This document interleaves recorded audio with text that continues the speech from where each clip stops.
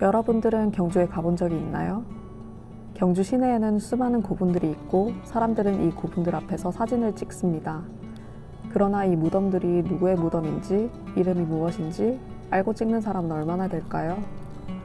이런 의문점에서 우리의 여행은 시작됩니다. 가장 먼저 우리가 가볼 곳은 봉황대입니다. 봉황대는 경주 평지에 산지 않은 단독 원분 중에서 제일 큰 무덤입니다. 아직 발굴 조사가 진행되지 않아 고분의 내부 구조 및 성격은 알 수 없으나 봉토가 함몰된 양상으로 보아서 돌무지 덧널 무덤으로 추정되고 있습니다. 봉황대의 명칭에 관해서는 흥미로운 유래가 있습니다. 10세기 초반 왕건은 신라가 망하기를 바라며 도선을 불러서 지혜를 구했습니다. 도선은 경주 땅의 모양은 배 모양과 닮았습니다. 그 배를 침몰시켜 다시는 일어나지 못하도록 해야 합니다. 왕건은 꾀를 내어 신라왕에게 전하기를 경주 땅의 모양은 봉황새의 모양을 하고 있습니다.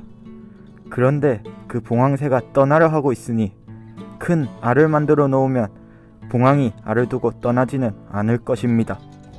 그러자 신라조정에서는 경주의 한가운데에 흙을 쌓아 커다란 알 모양을 만들었습니다. 이렇게 만들어진 언덕을 봉황대라고 부릅니다.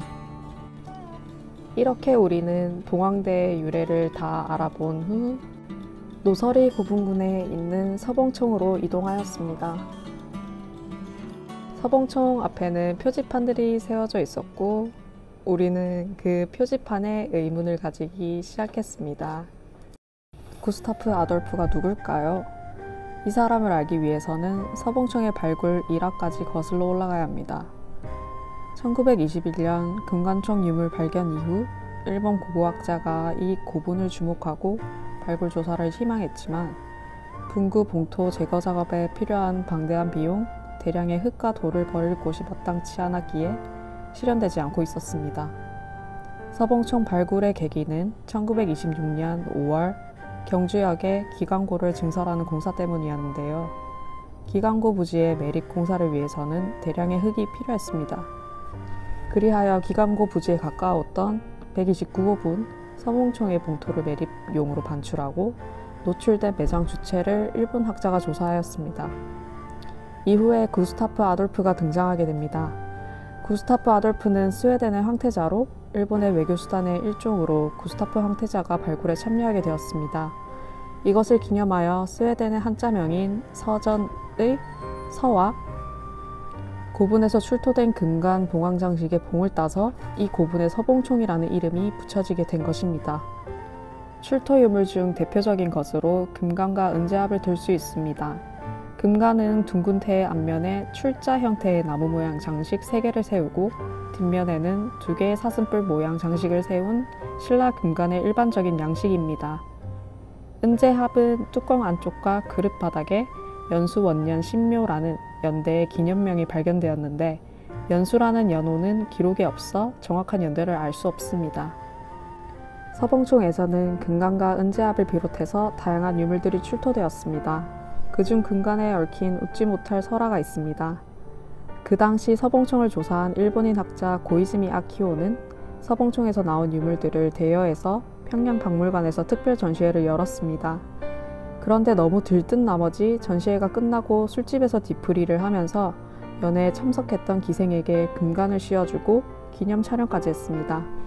이 사건이 언론에 공개되어서 큰 화제가 되었으며 결국 고이즈미 아키오는 관장직을 내놓게 되었다는 웃지 못할 일화가 있습니다. 이처럼 고고학에는 재미있는 일화들이 많습니다. 이로써 우리는 서봉총에 대하여 다 알아본 후 대릉원으로 이동하였습니다. 대릉원이란 이름은 미추왕을 대릉에 장사 지냈다는 삼국사기의 기록에서 따온 것입니다. 이 이야기가 미추왕릉의 이름과도 관련이 있을까요? 미추왕릉에는 또 어떤 재미있는 이야기들이 있을까요? 미추추! 미추왕릉은 신라 제13대 미추왕의 능이라고 전해지고 있습니다. 삼국사기 권2 신라봉기의 미추이사금 23년조에서는 왕이 제위 23년에 돌아가니 대릉 또는 죽장릉이라고 함에 장사 지냈다고 하였다라는 기록이 있습니다. 또 삼국유사 권1 기1 미추왕 주격군조에서는 미추왕이 왕위에 있은 지 23년 만에 죽었으며 그 능은 흑륜사 동쪽에 있다고 기록되어 있는데 그 위치가 현재 경주 대릉원 고분군 가운데 위치한 미추왕릉입니다. 삼국유사의 위리왕 때에는 이서고국 사람이 신라를 침공해오자 신라가 막아내지 못했는데 갑자기 대나무 잎을 꽂은 신라군이 나타나 적을 물리쳤다고 합니다. 그들이 어디에서 왔는지 또 어디로 갔는지 몰랐는데 누가 미추왕릉에 그 대나무 잎이 쌓여있는 것을 보았다고 하자 미추왕릉이 죽어서도 신라를 도와주었다 해서 미추왕릉을 죽장릉이나 죽현릉이라고도 부른다고 합니다. 우리는 미추왕릉에 대해서 알아본 후 대릉원에서 제일 유명한 포토존으로 이동하였습니다. 포토존은 황남동 92호, 93호분을 사이를 통해서 황남대총을 배경으로 이루어져 있습니다. 포토존에서 사진을 찍는 사람들은 이 황남대총에 대해서 알고 있을까요? 황남대총은 1963년 1월 21일에 사적 제40호로 지정되었는데 황남동에 소재한 신라 최대 고분이라는 의미입니다. 현재 외형이 복원되어 있는 황남대총은 두 개의 원분이 남북으로 연접된 표양분으로 높이가 최대 23m에 이르는 신라 최대 봉토분입니다. 황남대총 남분의 피장자는 남자, 북분의 피장자는 여자이며 신라 왕족의 무덤으로 추정됩니다. 두 고분 모두 돌무지 부분 내부에서 나무 기둥을 줄지어 세웠던 기둥구멍과 기둥 사이를 연결했던 횡가목의 흔적이 발견되었습니다. 이로써 목조 가구를 먼저 설치하고 그에 맞춰 돌을 쌓았음을 알 수 있습니다. 남분의 돌무지 부분 안에는 으뜸 덧널과 딸린 덧널이 동서로 배치되어 T자형을 이루고 있었습니다.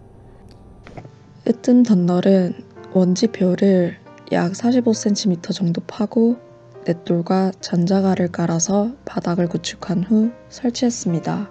안 덧널과 바깥 덧널 사이에는 잔자갈이 채워져 있었습니다. 황남대총 안에서는 금동관, 금제관 드리개, 금제 목걸이, 유리구슬을 꿰어 만든 가슴 장식, 금제 허리띠와 띠 드리개, 금동장식 고리자루 큰 칼 등 화려한 유물이 많이 출토되었습니다. 이렇게 많은 유물이 발견된 것만으로도 충분히 놀랄만한데 황남대총 남분에 누가 묻혀 있는지가 아직도 미스테리라고 합니다. 우리는 이렇게 황남대총까지 다 둘러보았지만 아직도 그 미스테리에 대한 궁금증은 해결되지 않았습니다. 이 궁금증을 해결해줄 선생님을 찾아 부산으로 떠났습니다. 우리를 대표해서 사비가 가서 선생님에게 질문을 드렸습니다.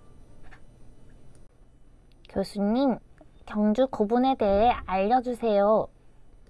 자, 우리가 경주에 가면 굉장히 큰 무덤들을 많이 볼 수 있죠. 마운드가 솟아가지고 볼록볼록 많이 솟아 있는데 그런 것들을 고고학에서는 고총고분이라고 합니다. 그런데 이제 신라의 왕들의 무덤이라고 주로 말해지고 있는데 우리 고고학에서 중요한 것은 그 고총고분의 내부 구조가 중요한데 그런 무덤들을 우리는 적석목각분이라고 합니다.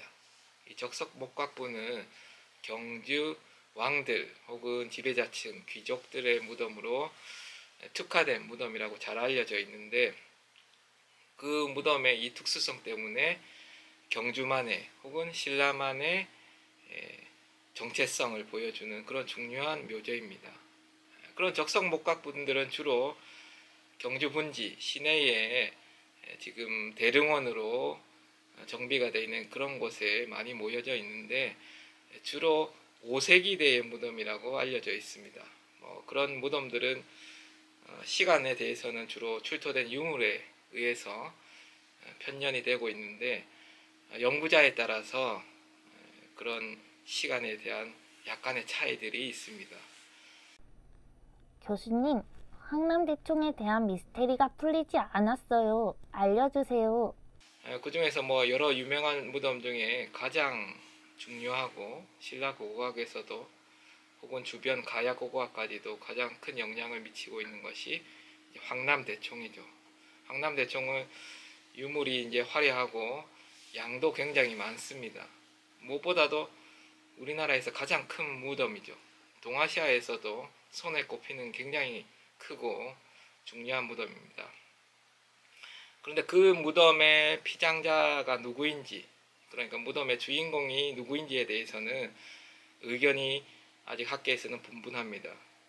그러니까 우리나라의 당시에 그 무덤은 백제 무령왕릉처럼 무덤의 주인공이 누구인지 알 수 있는 무덤은 거의 없고, 그 신라의 적성 목감분들도 발굴 조사에 의해서 누구의 무덤이다라고 특정 지을 만한 유물이 아직 출토되지 않았기 때문이죠. 현재 이제 유물로만 보건대 황남대총은 무덤 자체는 이제 남분과 북분, 이게 위에서 봤을 때 표주박형 무덤으로 되어 있는데, 남분이 왕이고 북분이 왕비의 무덤으로 알려져 있습니다. 그 이유는 이제 북분에서 허리띠가 출토되었는데, 그 허리띠에 부인대, 그러니까 부인의 허리띠라는 명문이 적혀져 있습니다. 마침 지금 국립대구박물관에서 허리띠라는 특별전을 하고 있는데, 거기에 가면 황남대총 북분에서 출토된 그 허리띠, 부인대라고 적혀있는 허리띠가 진품이 전시가 되어 있으니까 직접 보는 것도 도움이 될 것 같고요.